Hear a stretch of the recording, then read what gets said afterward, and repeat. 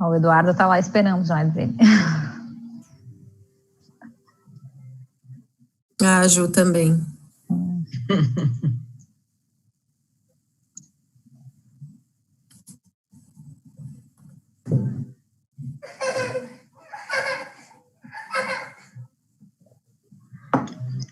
O Rodrigo. Não, filho do Rodrigo.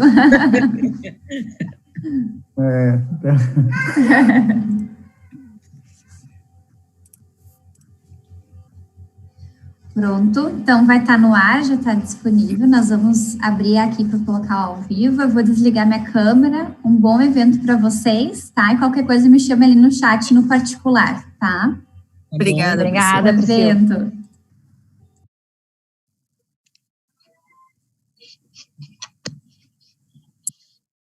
Boa tarde a todos e a todas, né? Esta mesa do Conecta se intitula Vamos Popularizar Ciência, né? Eu sou Maria Eduarda Guirin, sou professora do Programa de Pós-Graduação em Linguística Aplicada, e hoje à tarde nós estamos 3 professoras, né, que são do programa também, ou seja, alunas ou ex-alunas do programa, e que trabalham e que têm pesquisa, enfim, relação com o grupo de pesquisa Comunicação da Ciência, o grupo de pesquisa da CNPq, né, Comunicação da Ciência, Estudos Linguísticos Discursivos, e nós vamos falar, né, as meninas vão falar sobre justamente a popularização da ciência, né. Acho que todas nós estamos imbuídas, convencidas, né, de que a popularização da ciência é absolutamente indispensável nesses tempos de negacionismo da ciência, né, de negação do pensamento científico, e é preciso nós pensarmos estratégias, né, conjuntas, coletivas, um esforço coletivo tanto da comunidade acadêmica, dos cientistas, dos estudantes, de professores do ensino básico, médio, técnico, né, em prol da comunicação da ciência para a criação e desenvolvimento de uma cultura científica, né. Como diz o professor Castelfranc, né, que é alguém que trabalha com a popularização da ciência há bastante tempo, um físico, sociólogo, enfim, o ataque a ciência é um ataque à democracia. Então, a popularização da ciência é uma forma de nós tentarmos minimizar essa questão, melhorar, né, desenvolver, valorizar a ciência, né, e hoje à tarde a mesa vai tratar desse assunto. Eu vou apresentar, né, as professoras que vão fazer parte da mesa. É a professora Erika Ehlers Iracê, né, que é graduanda em letras e linguista e pesquisadora, também estuda, né, as relações de texto, discurso e popularização da ciência, e ela integra a equipe editorial da revista digital Linguarudo. Na verdade, essa mesa é formada por 3 pessoas, né, pesquisadoras, que fazem parte da equipe editorial da nossa revista, que vai ser apresentada hoje à tarde, né. Então, a Erika faz parte desse grupo e ela é mestranda, é mestre e doutora, né, e agora é pós-doutoranda aqui no programa de pós-graduação em Linguística Aplicada, tá? A professora Geila dos Santos Nunes também é graduada, melhor dito, em letras, né, mestre e doutoranda em Linguística Aplicada, ligada também ao CCELG, né, o nosso grupo de pesquisa, e também faz parte do grupo da equipe editorial da revista Linguarudo, né. E a Julia Klein é jornalista, por sua vez, né, não somos só professoras ligadas à linguística, mas a Julia Klein é jornalista, ela é fotógrafa, é especialista em planejamento de comunicação e gestão de crises de imagem e é mestra em linguística aplicada, né, pelo programa de pós-graduação aqui da Unicinos.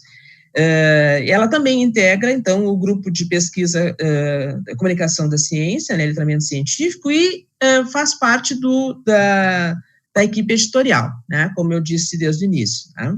Então, são 3 pessoas, né, 3 acadêmicas, 3 pesquisadoras que estão ligadas ao PPG, né, e que trabalham, né, em prol da popularização da ciência. E, então, eu vou mediar essa mesa, né, e iniciando aqui com a palavra, dando a palavra para Érica Iracema. Então, boa tarde a todos e todas, né, aqui nos assistindo hoje. Em primeiro lugar, eu quero, então, agradecer a professora Eduarda pela apresentação e pelo convite para participar dessa mesa.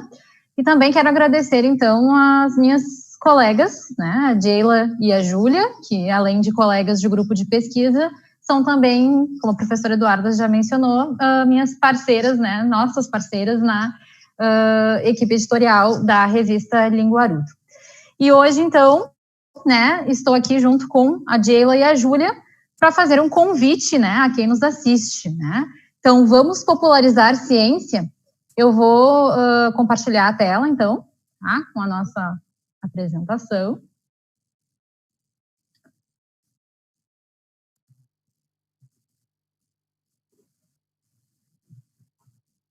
Tá ok? Vocês Sim. enxergam? Ok. Bom, vamos iniciar, então, né, a nossa fala, né, falando um pouquinho, então, o que é popularizar ciência, né? Na verdade, a popularização da ciência, ela pode aparecer com diferentes nomes, né, com variados nomes.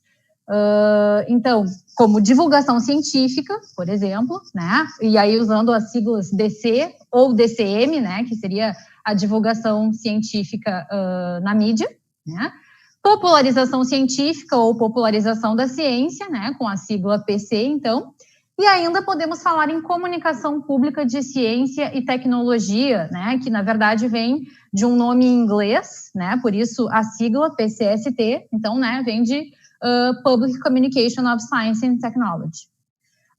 Bom, então, quando ocorre, né, a popularização da ciência, né, então a gente populariza a ciência, né, quando a ciência, né, ou a informação científica ultrapassa os muros das universidades e instituições de pesquisa, né, onde ela é produzida, e chega à sociedade em geral.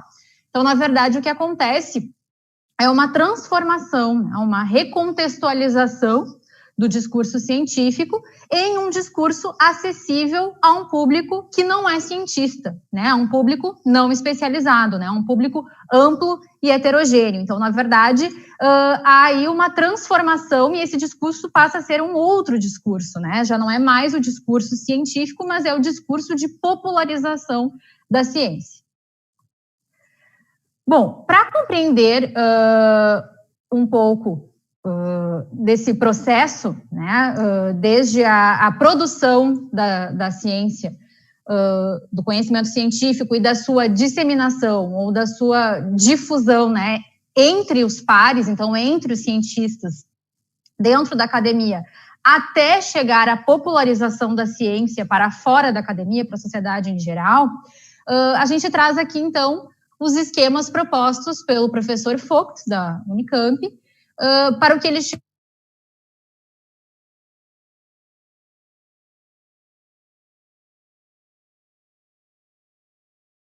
um processo ideal, que é aquele processo que todas e todos nós queremos que ocorra, que é o processo justamente que vai instaurar uma cultura científica na sociedade, né? Não apenas dentro das universidades e da academia, das instituições de pesquisa, mas na sociedade como um todo. Então, né, de acordo com o Vogt, essa espiral, ela inicia justamente ali no primeiro quadrante, né, onde ocorre a produção do conhecimento científico e a difusão desse conhecimento ainda muito estritamente dentro da academia, né, entre os pares. Então, ali nós temos o discurso científico mesmo, o discurso especializado, né, que se dá, então, entre cientistas, entre pares. A partir daí, já passando para o segundo quadrante, essa espiral ela já vai sendo ampliada, como vocês podem perceber ali. Então, a gente vai para o ensino da ciência e para a formação de cientistas. Então, esse discurso que antes era científico, né, fechado de produção do conhecimento científico, ele já passa a tomar um caráter mais didático, né, para ensinar, um caráter de ensino, né, para a formação de novos cientistas. E depois, indo para o terceiro quadrante, né, se amplia mais ainda, que seria do ensino para a ciência, né? Então, o ensino para a ciência que ocorre, por exemplo, né, em museus, né, ou até nas escolas, enfim, todos esses locais que se destinam, então, a ensinar ciência para estudantes, para o público jovem, não necessariamente para cientistas, né? Aqui é uma formação já de um público mais geral, mas ainda de caráter bastante didático, né, do ensino para a ciência. E aí nós chegamos, então, ao quarto quadrante, que esse sim é o que vai mesmo ampliar essa espiral, que é o da divulgação da ciência ou da popularização da ciência, né? Então, nesse quadrante, nós temos aqui jornalistas e os próprios cientistas, né, destinando a informação científica para a sociedade no geral, para um público amplo e heterogêneo. Então, popularizando mesmo a ciência, né? E é importante salientar aqui que, ultimamente, na verdade, até a literatura da área tem bastante frisado isso, além de ser parte da tarefa, né, dos jornalistas de divulgar e de popularizar ciência na mídia, os próprios cientistas já se veem como uma parte muito importante desse processo, e a gente, então, chega à conclusão de que, na verdade, a popularização da ciência, ela é inerente à atividade do próprio cientista. Então, além de produzir ciência, né, de produzir conhecimento científico, de difundir esse conhecimento entre os seus pares na academia, também faz, ou pelo menos deve fazer parte, né, da atividade do cientista popularizar esse conhecimento, né, levar esse conhecimento para fora da academia, né, das instituições de pesquisa, das universidades, para a sociedade em geral, né. E os motivos, né, para que isso aconteça são muitos. A professora Eduarda já nomeou alguns, né, já mencionou alguns no início da sua fala, especialmente no momento em que vivemos, né, que estamos, infelizmente, presenciando tristes situações de negacionismo da ciência, né, de obscurantismo. Enfim, nesse cenário fica cada vez mais clara, né, a importância da instauração dessa cultura científica, né? Então, por que popularizar ciência, né? Sendo a popularização da ciência, então, uma dessas grandes fases da instauração da cultura científica, né? Então, essa instauração da cultura científica, né, de uma cultura científica que aproxime a ciência dos diversos públicos e que sensibilize a sociedade para as formas de pensar e os modos de fazer da ciência, ela é de extrema importância, por exemplo, né, para o combate à desinformação e à propagação de fake news, que, infelizmente, são uma realidade bastante triste, né, no contexto atual do nosso país. Então, até aqui, a gente traz alguns exemplos ali, né, das ilustrações, especialmente nesse momento, né, triste, assustador em que vivemos da pandemia, né, da Covid-19, infelizmente, né, além da situação já bastante ruim por causa da pandemia, nós também ainda temos que lidar com uma série de situações muito complicadas, né, envolvendo a disseminação de fake news e, na verdade, fortalecendo um grande ciclo de desinformação, né? Então, na verdade, o próprio diretor-geral da OMS, né, o Tedros Adhanom, ele comenta sobre essa pandemia de desinformação e ele chega a chamá-la, né, de infodemia, que é o que estamos vivendo, né? Ao lado da pandemia, ainda temos que enfrentar uma infodemia com essa disseminação de fake news e de desinformação, né? Como, por exemplo, né, vocês devem já ter acompanhado, mas a discussão em torno de alguns medicamentos, né, pessoas defendendo medicamentos que ainda não foram comprovados, ou que já foram, né, cujos efeitos colaterais já foram comprovados cientificamente, cuja ineficácia já foi comprovada cientificamente, mas antes de chegarem a essas comprovações, esses medicamentos estavam sendo defendidos, e mesmo agora, após as comprovações científicas, ainda continuam, né, se defendendo alguns desses medicamentos, e outras tantas fake news e tantas, né, desinformações que acabaram decorrendo dessa situação toda que nós vivemos, né, por causa da pandemia. Então, nesse cenário, fica cada vez mais clara a importância e a necessidade da instauração dessa cultura científica, né, de popularizar a ciência, de criar um letramento científico na sociedade, né, de modo a fazer as pessoas se sensibilizarem para o modo, né, de se pensar cientificamente, o modo de se fazer ciência, né, de saber como funciona esse processo científico, né, que nós vamos descobrimos coisas da noite para o dia, que envolvem várias etapas, né, que esse modo de fazer e esse modo de pensar envolve várias etapas. Bom, e como popularizar a ciência, então, né? A ciência, ela pode ser popularizada por meio da publicação de diferentes peças, né, então, quando nós falamos aqui em peças, podemos pensar em textos, né? Textos, em primeiro momento, em textos escritos, mas também agora nós já temos várias outras possibilidades decorrentes, principalmente do discurso digital, do ambiente digital, dos ambientes digitais. Então, nós temos aí as possibilidades de fazer podcasts, vídeos, né? Então, a gente pode popularizar a ciência por meio dessas diferentes peças, em jornais e revistas, né, sendo eles generalistas ou especializados, né, então nós temos aí já algumas revistas especializadas em popularização e divulgação da ciência, né, no Brasil, né, então temos, por exemplo, Galileu, Ciência Hoje, a própria Super Interessante, que já é voltada para um público bem mais geral, bem mais amplo, né, também por meio de folhetos, fascículos, então podcasts, vídeos, né? Então, as possibilidades, né, de diferentes mídias, né, e formatos de peças para se popularizar ciência são muitas, né? E a tecnologia vem nos proporcionando cada vez mais alternativas. E hoje, então, especificamente, né, nós trazemos aqui para a nossa mesa um convite, né, para a popularização da ciência na revista que nós editamos, né, então, que é a revista digital Linguarudo, Popularização da Ciência. E agora eu vou pedir licença, então, aqui para vocês, que eu vou só parar um pouquinho a apresentação dos slides para abrir o site da revista para vocês. Conseguem ver? Alguém me dá um ok? Sim. Sim? Ok. Bom, então esse aqui é o nosso site, né? É o site da revista Linguarudo. A gente usa a plataforma Medium, tá? Para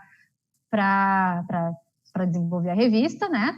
Então essa aqui é a nossa homepage, né? Aqui nós temos as publicações mais recentes, né? Aqui na homepage. A revista Linguarudo, ela foi criada, né, em 2016, tá? Então, pelo nosso grupo de pesquisa, que é, então, coordenado pela professora Eduarda, né?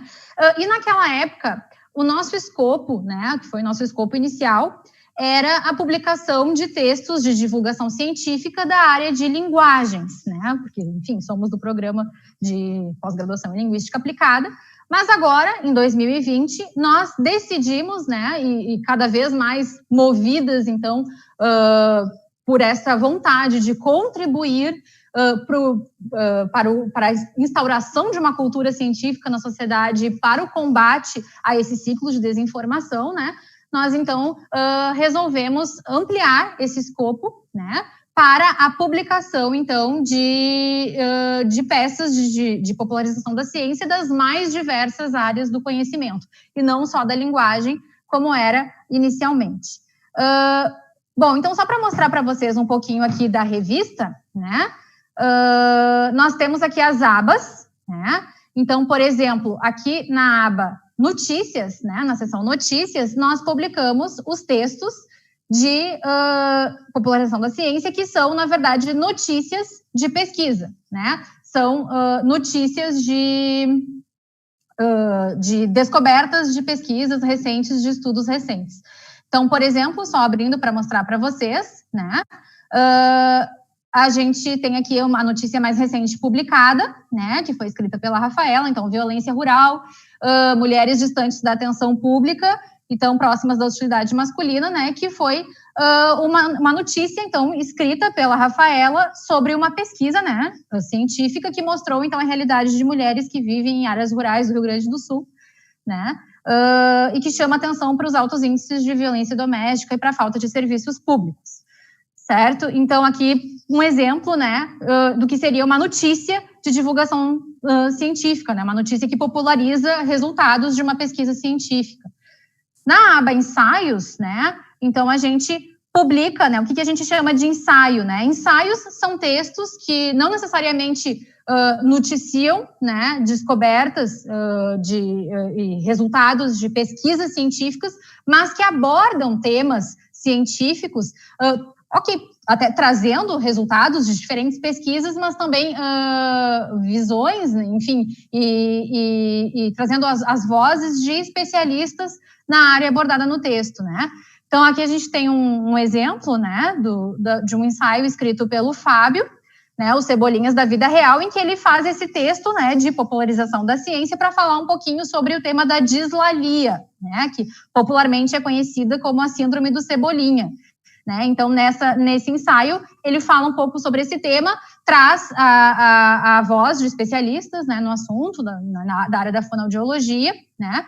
E esse, inclusive, foi um texto para o qual também foi gravado um podcast, como vocês podem ver aí. Depois, mais tarde, a Júlia vai falar um pouquinho para vocês sobre os podcasts, né, produzidos pela revista e publicados na revista também. A outra aba aqui é Linguarudinho, né, eu também não vou falar muito sobre ela, porque a Jayla vai apresentar para vocês, porque, então, a nossa revista comprometida com essa tarefa de popularizar ciência para um público amplo, heterogêneo, também, a partir deste ano, resolveu publicar peças de popularização da ciência para o público infantil, né? Então, não só para o público adulto, mas também para o público infantil. E essa é a nossa aba, então, infantil da revista, que é a Linguarudinho. Depois a Jayla vai falar um pouco mais sobre ela para vocês. E a aba podcasts também, que eu também não vou falar muito porque a Júlia vai se deter mais sobre ela, né? Então, nós também publicamos podcasts. E também publicamos vídeos, né? Nós temos um canal no YouTube, né?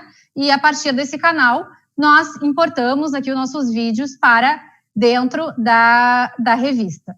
Acho que deu uma travada aqui. Mas, enfim, até agora nós temos um vídeo publicado no nosso canal, né? Que até é um vídeo sobre uma dos textos que foi publicado na aba Linguarudinho, né? Então, é uma contação da história, de uma historinha que foi publicada ali na aba para as crianças. Então, nós temos essas diversas possibilidades. E aqui, deixa eu ver se eu voltar para a homepage eu consigo. Aqui, ok. Então, e aqui sobre a revista, então, né, a gente tem essa parte, na verdade, a consulta, né, dessa aba, ela é essencial para quem deseja publicar, né, na revista. Para quem tem, então, a vontade de contribuir para a nossa revista, a leitura dessa aba é fundamental, porque aqui, além de dicas para escrever na revista, nós temos aqui o nosso tutorial de submissão, tá? Que é dividido em duas partes, né? Porque nós temos um sistema de submissão para textos e um sistema de submissão para podcasts e vídeos, né? E nós temos também, então, a nossa política editorial, explicando, então, qual é o escopo da revista, quais são as nossas abas, quais são essas peças, né, que nós publicamos. Eu vou voltar para a apresentação, certo? Porque, falando, então, um pouco sobre a revista, né, sobre o nosso tutorial, e sobre a nossa política editorial, a gente traz aqui, então, alguns cards que fazem um resumo, né, dessas características da revista, cuja arte é do Eduardo Gluck, que é do nosso grupo também. Tá? Então, aqui a gente tem um resumo da nossa política editorial, né, então, né, enfatizando que a Linguarudo é uma revista digital de popularização da ciência, que se dirige a um público amplo, então, tratando de temas de diferentes áreas de conhecimento, né, Então, a gente expõe ali um pouco dos nossos critérios de avaliação, né? Então, sempre tendo em vista que esse texto ou material multimídia precisa ser de fácil compreensão para o público não especializado, né?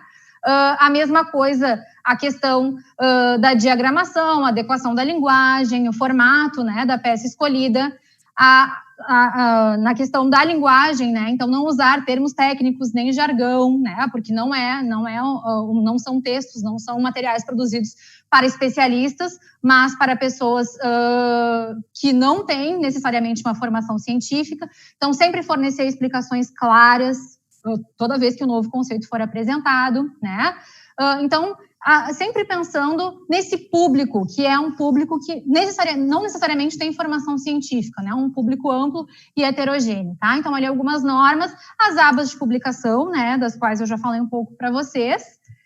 E aí, aqui, então, também temos alguns cards sobre os nossos processos de submissão, como eles funcionam, né? Então, aqui a gente tem o tutorial de submissão dos textos, né? Então, a gente tem, como eu falei antes, nós temos 2 sistemas diferentes de submissão, um para textos e outro para podcasts e vídeos, certo? Então, na submissão de textos, né, aqui tem um passo a passo bastante resumido. Lá na revista a gente tem o texto bem completo. Esses cards agora, em breve, também serão publicados na revista, né? Acho que foi uma maneira legal, resumida e visual de mostrar para os nossos possíveis colaboradores, né, como proceder na submissão, né? Mas então, para textos, primeiro passo, abrir uma conta no Medium, né, na plataforma.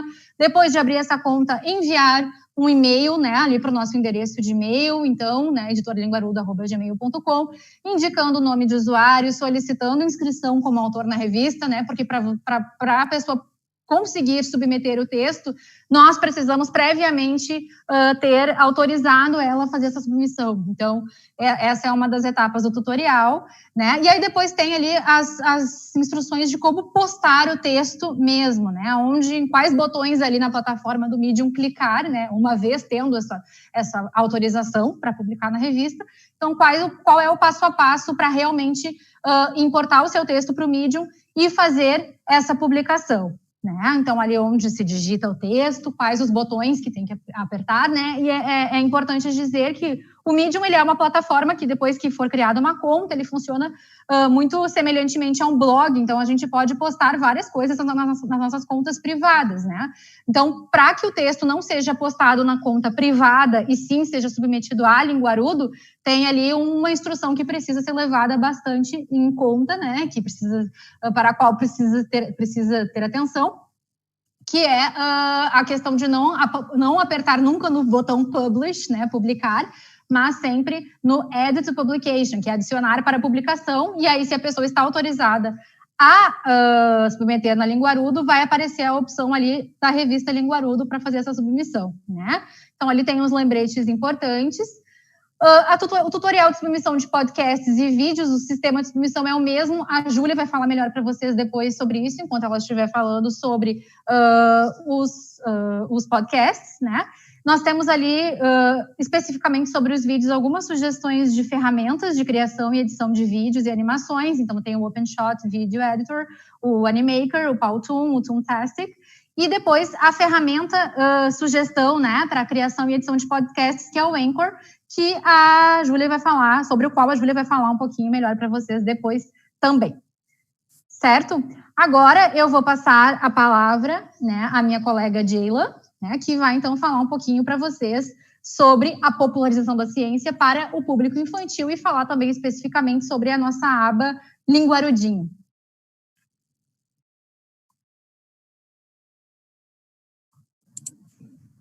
Obrigada, Érica. Boa tarde a todos, a todas. Antes de iniciar minha fala, eu gostaria de agradecer a professora Maria Eduarda, mediadora desta mesa, pelo convite realizado, as minhas colegas de pesquisa e também de equipe editorial da revista Linguarudo, a Júlia e a Érica, pela parceria, e a todos vocês também que estão conosco nesta tarde, pelo YouTube ou aqui pelo Zoom. Érica já levantou questões super importantes sobre a popularização da ciência e refletiu também sobre as fake news. E por isso inicio a minha fala com o conceito de letramento científico, para dar conta, então, da nossa proposta de diálogo. O que é o letramento científico, então, segundo o Marrou? Um cidadão com letramento científico é capaz de produzir um discurso fundamentado sobre ciência e tecnologia, que requer competências para explicar um fenômeno científico, abordar questões usando o método científico e analisar e interpretar dados cientificamente. Então, o letramento científico é um rompimento de paradigma em relação ao conhecimento científico e à sociedade, mas não é aquela visão de mera capacidade de ler e escrever e de reconhecer uma classificação ou uma nomenclatura. Ser letrado cientificamente é, a partir de um conhecimento adquirido, envolver-se em práticas sociais de leitura, de escrita, compreender o seu entorno e tomar decisões pautadas na ciência. Então, para que isso aconteça, não existe mais como sustentar a ideia de cultura dominante e outra cultura de menor prestígio, seja na educação formal ou informal. As descobertas científicas, elas precisam chegar a todos os indivíduos de qualquer escolaridade ou classe social, de modo que todos vejam a ciência muito próximo da sua realidade, e não distante, né? Então, a comunicação da ciência não pode mais ser apenas disseminadora de informações, apresentando nomes técnicos, termos, né, vindos da ciência, mas fomentadora da cultura científica, que já foi muito mencionado aqui pela colega Érica. E a cultura científica busca formar cidadãos críticos e ativos em sociedade, né, frente às mais diversas e emergentes questões. Eu digo que ser letrado cientificamente é o indivíduo pensar, refletir e tomar decisões no cotidiano, fundamentado na ciência. Também ser letrado cientificamente é observar o seu entorno, questionar, criar hipóteses, duvidar e ter uma posição crítica e científica, sabendo distinguir, por exemplo, o que é opinião do que é argumento, e compreendendo que não se pode refutar um conhecimento, argumento, que tem respaldo científico, que passou por um processo de experimentação, comprovação, com uma opinião. Pode passar, Érica, por favor. Volta, Érica. Volta mais um, por favor. Aqui? Mais um. Isso. Obrigada. Bom, então, para que esse processo de letramento científico, ele deve iniciar desde os primeiros anos de vida, né? Seja na educação formal, em escolas, né? Ou na educação informal, com pais, em casa, com a família, e entre outros espaços educativos. Atualmente, o método científico tem entrado nas escolas muito pelas feiras e mostras de ciência, em que os alunos são motivados a pesquisar e buscar respostas científicas para um problema de sua comunidade. Isso é muito bom, muito positivo, mas é preciso ir além.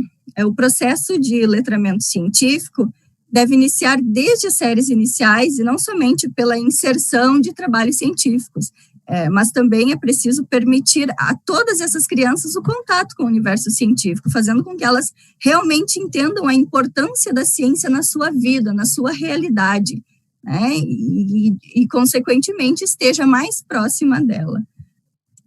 Pode passar, por favor, Érica.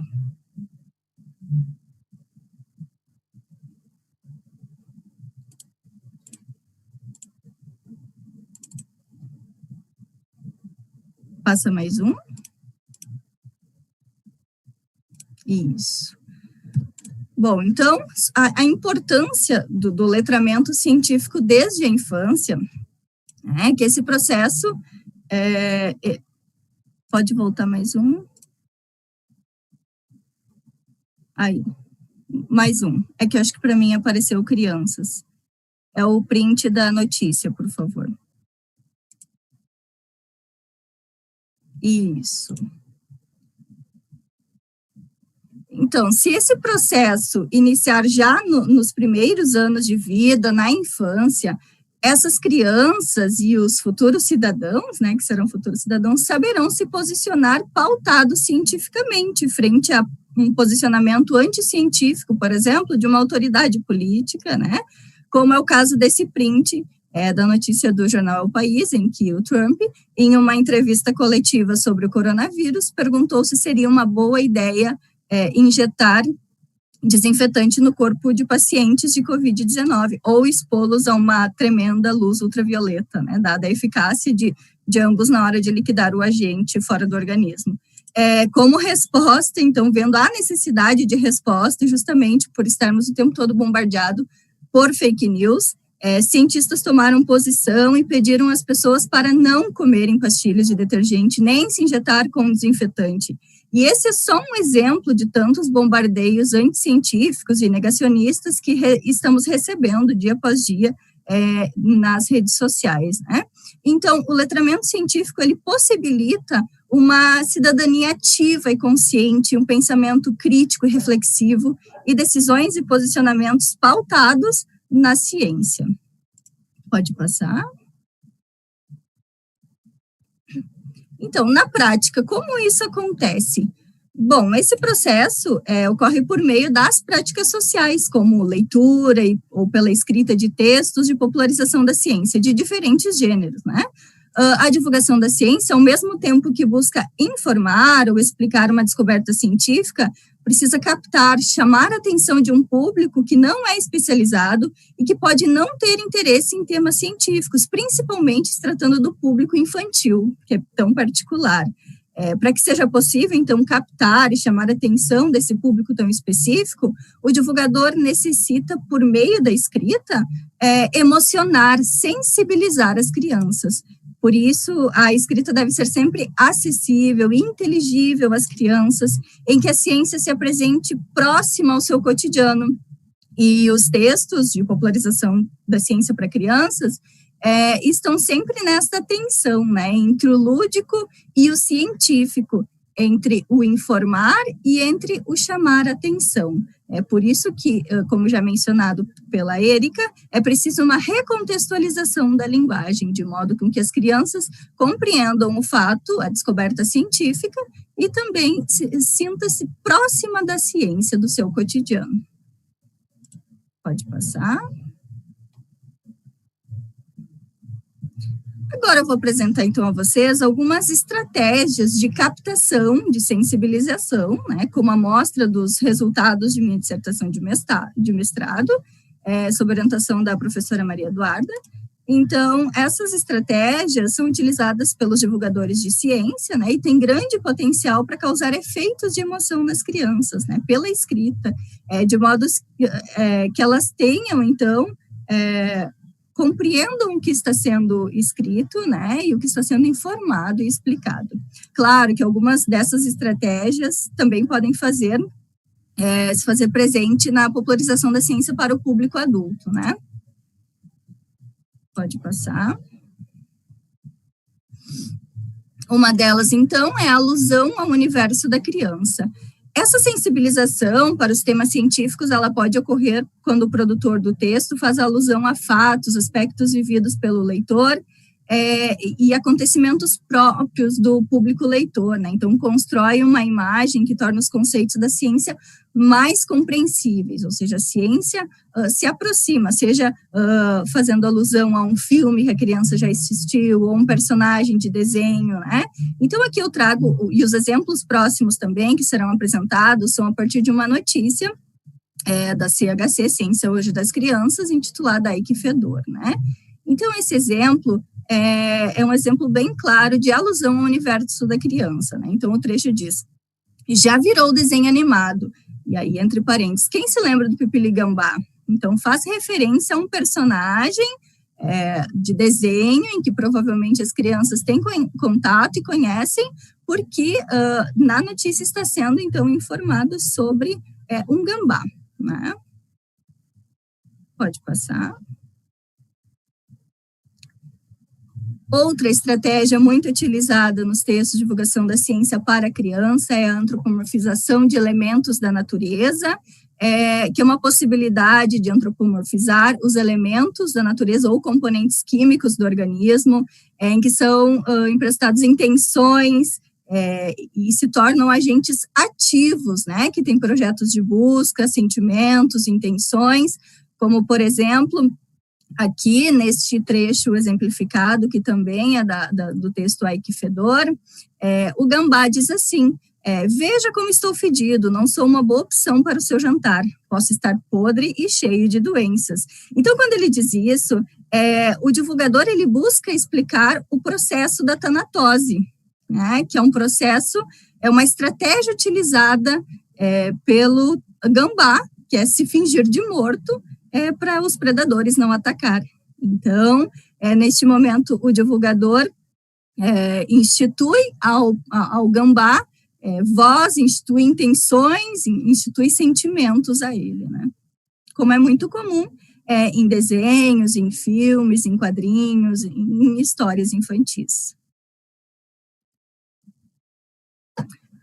Outra estratégia que é muito utilizada, e também essa estratégia é utilizada tanto em textos para o público infantil quanto para o público adulto, é referências ao leitor, né? O divulgador, ele busca uma reação do leitor, numa relação de influência, ou seja, ele transforma, nessa recontextualização da linguagem, ele busca estabelecer um diálogo com o seu leitor, mostrando que a ciência está aberta a esse diálogo, né? Então, na escrita é muito comum o pronome você, por exemplo, questionamentos retóricos, que não são para testar se o leitor sabe ou não sabe, mas vem o questionamento e logo após a explicação do fato científico, frases interrogativas, exclamativas também, para questionar o leitor em relação a se ele conhece.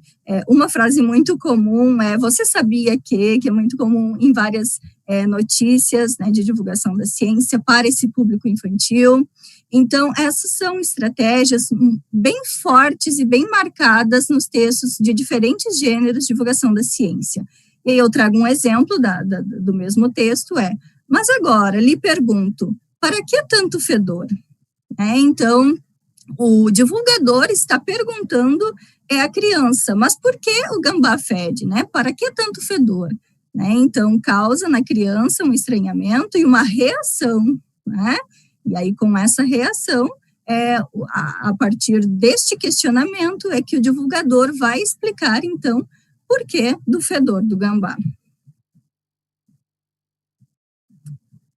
Outra característica também, que é uma estratégia, é o título, o subtítulo explosivo, né? Então, a disposição de títulos e subtítulos com palavras, expressões, pontuação, que emocionem e motive o leitor a continuar na leitura. Muitas vezes, este título, ele vem com uma pergunta, né? Ou, às vezes, com determinadas marcas na língua que causam um estranhamento no leitor, né?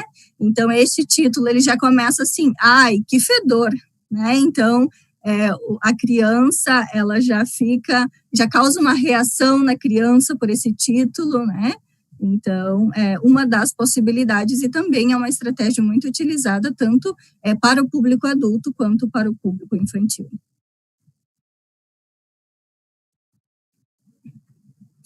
A linguagem acessível ao público infantil, né, sempre buscando nessa recontextualização da linguagem e que uma simplicidade nas escolhas lexicais, nas construções frásicas, né, aproximando do cotidiano do leitor, como, por exemplo, este trecho que diz, bem, quando o divulgador opta por finalizar o texto, ele diz, bem, o papo está bom, mas, então, é uma forma de instituir como se fosse um diálogo entre o divulgador e a criança. Então, não coloca a ciência distante. Então, vocês vejam que por meio da escrita é possível aproximar esse público tão particular da ciência.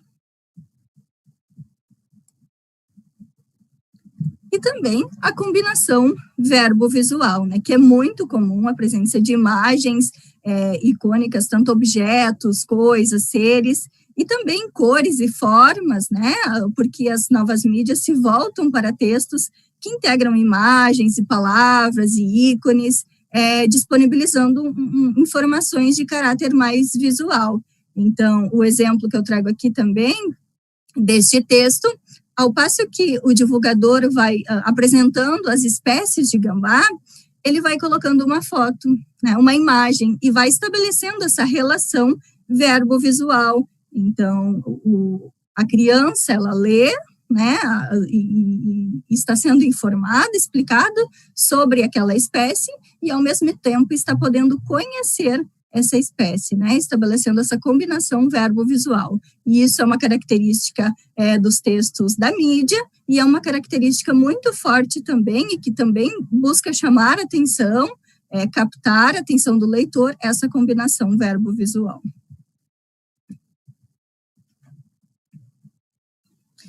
Então, por fim, já apresentando algumas das possibilidades de estratégias, né, de facilitação da linguagem, de aproximação desse público que não é especialista, que não tem, às vezes, um conhecimento, um pré-requisito, né? Então, o divulgador, ele precisa facilitar a linguagem de modo que torne, então, a ciência mais próxima, né?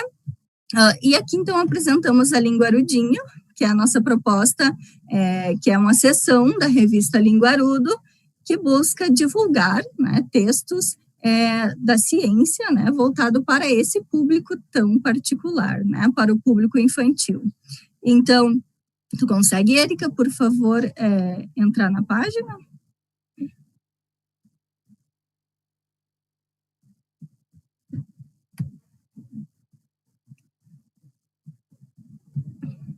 Obrigada.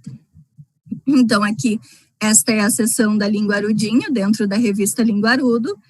Nós temos textos já publicados, é uma seção nessa reformulação da revista, então, entrou a Linguarudinho, né?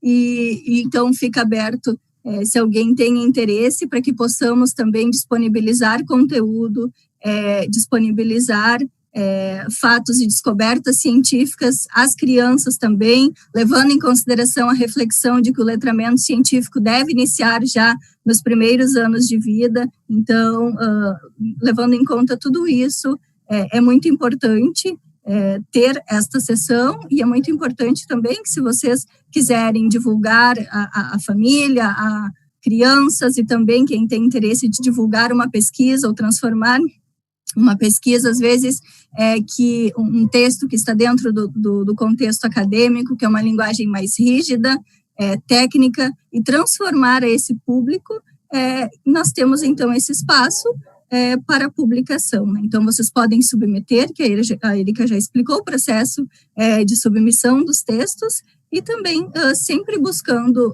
no momento da escrita, adaptar e tornar, sempre nessa tensão de informar, né, um conhecimento científico, e também chamar a atenção desse público por meio dessas estratégias apresentadas. Muito obrigada, acho que da minha parte seria isso, então eu passo agora à colega Júlia. Aproveitando o intervalo aí entre uma apresentadora e outra, lembrando que o link para fazer perguntas, ele já está disponível lá no YouTube, abaixo do vídeo, tá? Se alguém tem interesse em fazer perguntas, tá? Obrigada. Oi, pessoal, boa tarde, então, a todas e todos que nos acompanham, professora Eduarda, as gurias que hoje compartilham esse espaço aqui comigo. Então, vamos à parte de podcast, que é uma das possibilidades de inserção de material na revista Linguarudo. E vamos começar, então. Pode passar.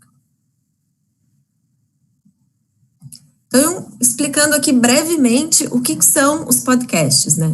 Então, são arquivos de áudio transmitidos pela internet que funcionam basicamente como um rádio digital. Eles são feitos apenas para serem ouvidos, não tem imagem e nem vídeo. Então, o podcast ele é feito para a gente escutar. Pode passar, Érica, por favor.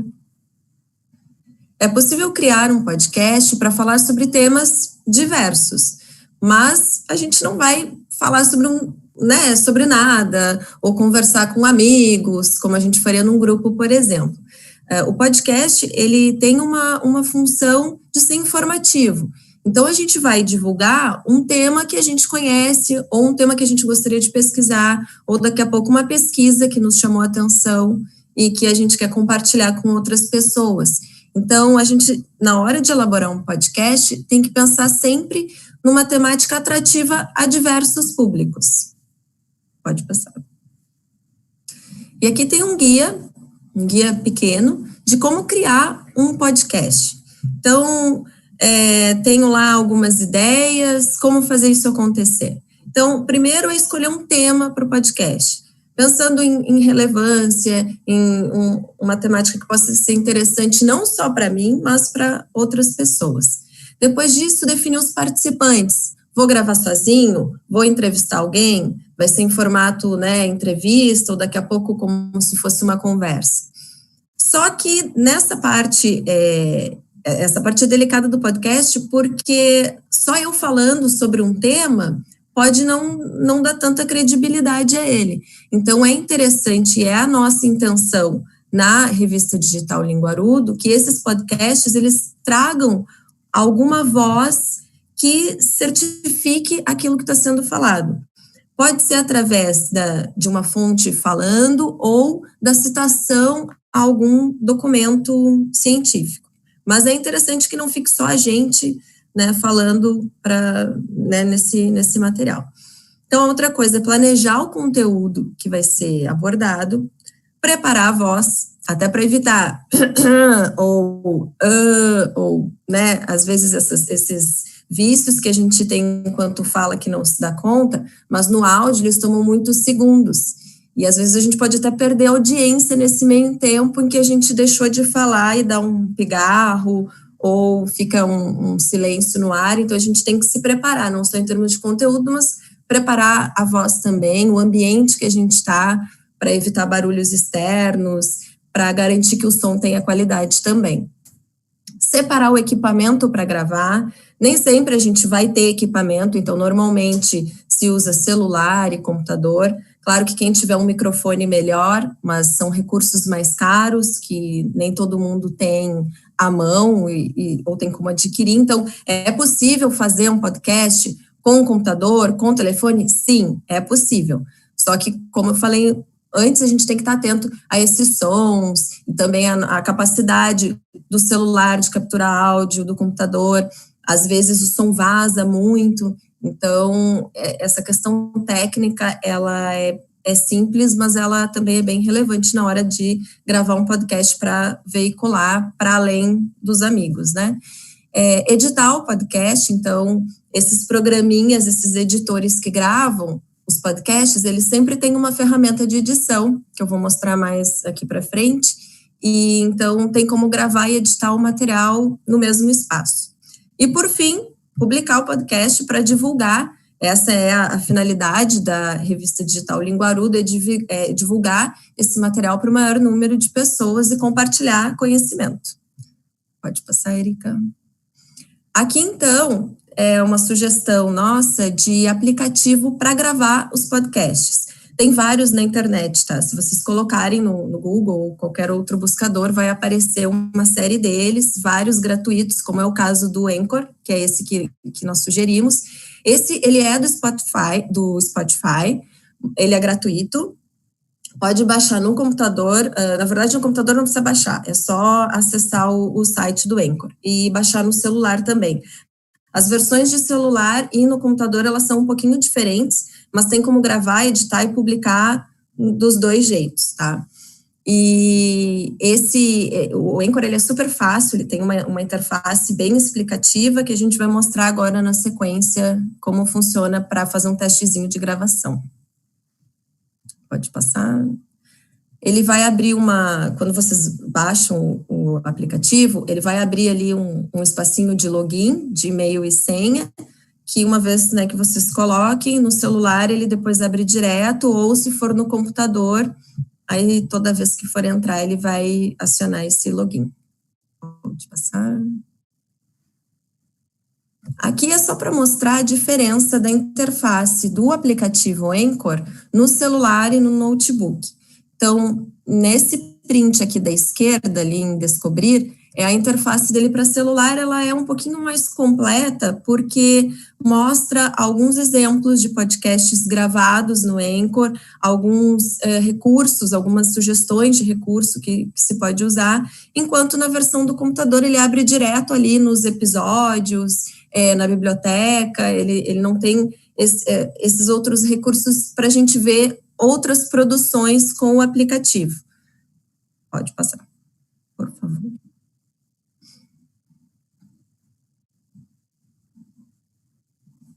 Espera aí. Um minuto que eu acho que travou. Tá, esperar um pouquinho. Tá.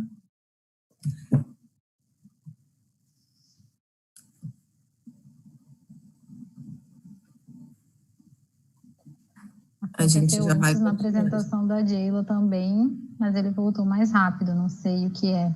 Ele não consigo. Estamos numa live e dessas coisas acontecem no ao vivo. Olha, agora foi. Foi? Isso. Obrigada. Então, aqui tem alguns prints mostrando os recursos, alguns dos recursos desse aplicativo Anchor.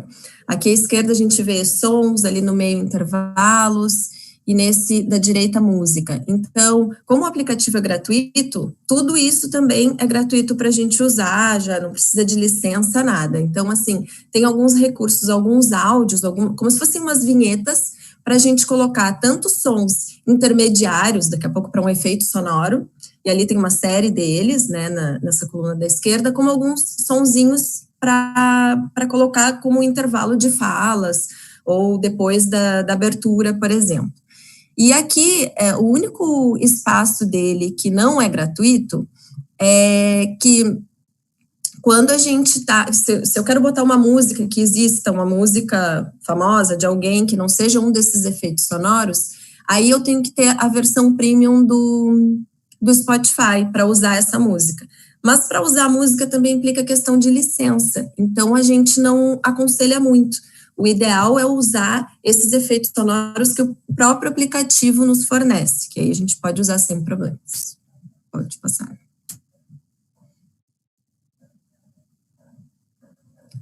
Talvez demore um pouquinho. Ele tá demorando, não sei. Enquanto isso, só para recapitular, se alguém perdeu o começo da minha fala, a gente está apresentando aqui a interface do aplicativo Anchor, do Spotify, para quem quer gravar podcasts. Tem mais uma sequência ali com alguns prints para mostrar para vocês como funciona. A gente já vai chegar. Agora, esse? Tá. Isso, obrigada. Então, aqui é a parte do vamos gravar finalmente. Então, tem ali novo episódio, esse episódio ainda não tem segmentos, então, a interface desses aplicativos para gravar podcast, elas são bem parecidas, tá? Então, a gente tem ali o botão de ferramentas, onde a gente vai ter acesso àqueles recursos lá da página inicial, daquele print, que tem os exemplos para a gente escutar, o que o pessoal já produziu por aí. Tem o gravar propriamente dito, ali nessa artezinha do meio, se eu clicar ali no botão já sai gravando, e tem a possibilidade de gravar com amigos. Isso é bem legal, porque a gente pode, na hora da edição, tanto usar o áudio de alguém, né, de um terceiro, incluir ele na montagem, na hora da edição, como a gente pode gravar ao vivo, até para quem não tem muita familiaridade com edição, ficam uns segundinhos ali entre a fala de um e depois a fala desse terceiro que eu vou inserir, se elas não forem feitas juntas, né, como se fosse ao vivo.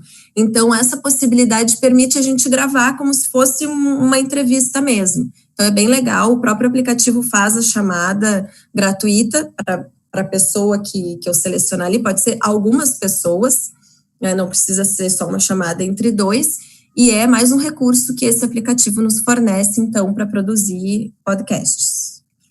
Vamos lá ao próximo. Esperar mais acho que eu vou parar o compartilhamento e iniciar de novo, tá? Para ver se para com esse problema. Tá. Deixa eu só fazer aqui.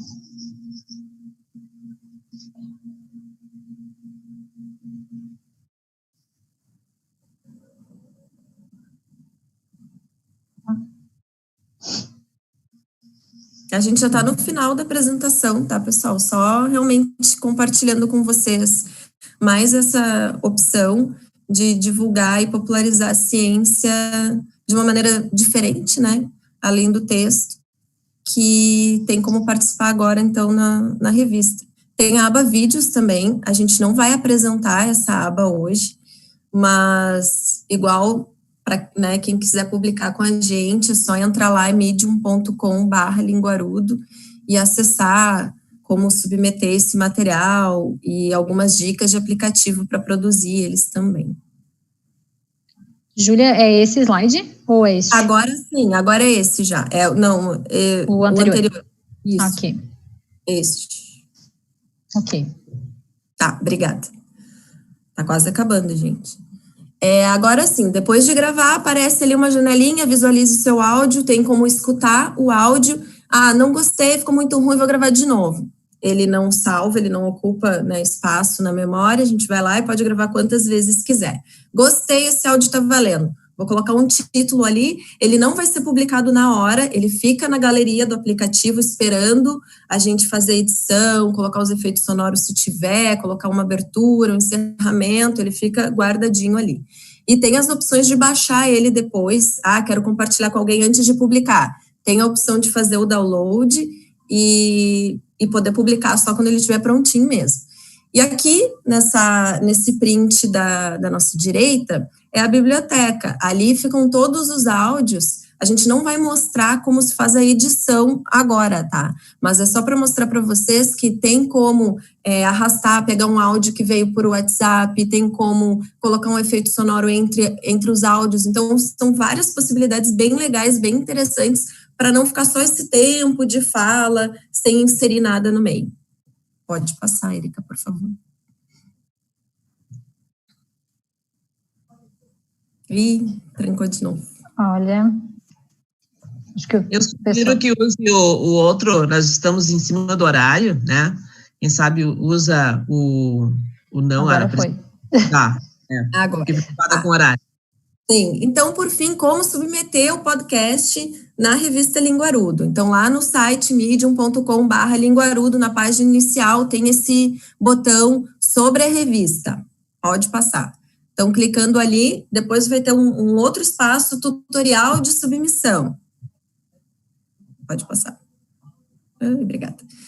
E ali tem todas o conjunto de orientações para quem quiser produzir um podcast e divulgar ciência, então, através de áudio com a gente. Nós, em geral, pedimos que esse podcast ele não ultrapasse 10 minutos, para também não ficar muito extenso e, ao mesmo tempo, resumir uma temática de divulgação da ciência sem se alongar tanto.